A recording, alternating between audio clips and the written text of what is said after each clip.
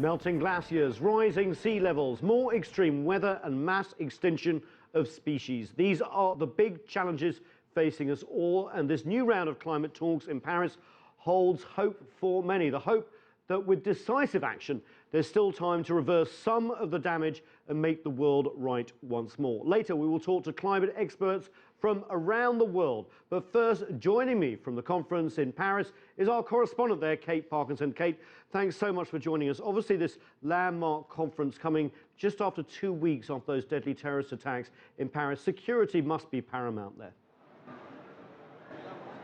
It really is. I mean, this was always going to have high security. There are around 150 world leaders, heads of state here today. In addition, around 40,000 delegates are attending. So it was always going to be a very high security summit. But in the wake of the Paris terror attacks, the security protocol has been significantly increased.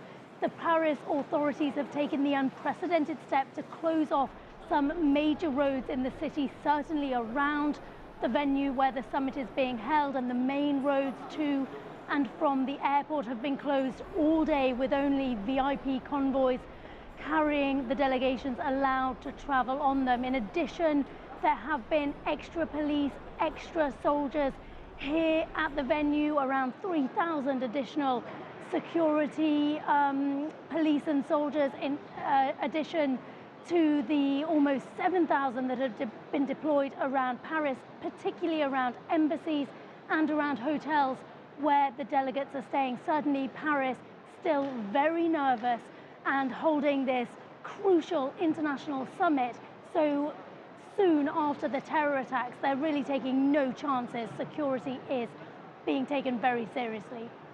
And of course, Kate, this conference summit going on for nearly 2 weeks. We've heard from some of the leaders at the Open, even though they're united on we must do something, very different visions of where we should go in terms of the climate change debate going forward. Absolutely. The leaders have been addressing the opening ceremony throughout the day. It is still ongoing, and we are hearing a wide range of opinions. Some highlights from the day so far: the US President Barack Obama describing this as a turning point in a slightly different use of language. Interestingly, the Chinese President Xi Jinping said it's not a turning point, it's not a finishing line, but rather a starting point, perhaps deliberately choosing different language there to illustrate the different opinions between industrialized nations and emerging economies. And even though we are hearing a lot of positivity here in Paris, a lot of hope that a deal will be done, the difference in language that is being heard in the leaders' addresses does illustrate the wide range of opinions being held by the many parties that are attending.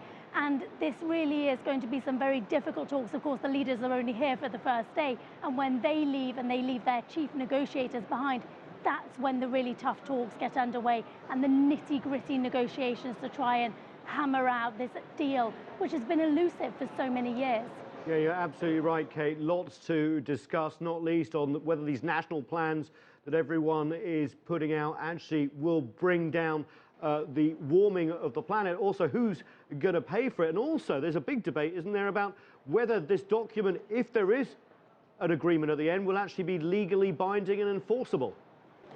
Absolutely, you've hit the nail on the head there. There are so many disagreements about the content of the agreement, about the cost of the agreement, and about the format of the agreement. And certainly this legally binding issue is a big problem. It's something that the United States and France have clashed over in recent weeks. The US has said it doesn't think this should be a legally binding document because it doesn't think it would be able to get it through the US Senate, which of course is dominated by Republicans. But the European Union, and including France of course, and a lot of developing countries say it should be legally binding. I spoke to the president of the World Bank earlier today, and he said this will be an issue, and certainly trying to get that legally binding element on specific targets will be complicated. But he said the overall agreement should be legally binding, and that's what they should be aiming for. Kate Parkinson in Paris, who's going to be there for the next 12 days for us. Thank you so much for joining us.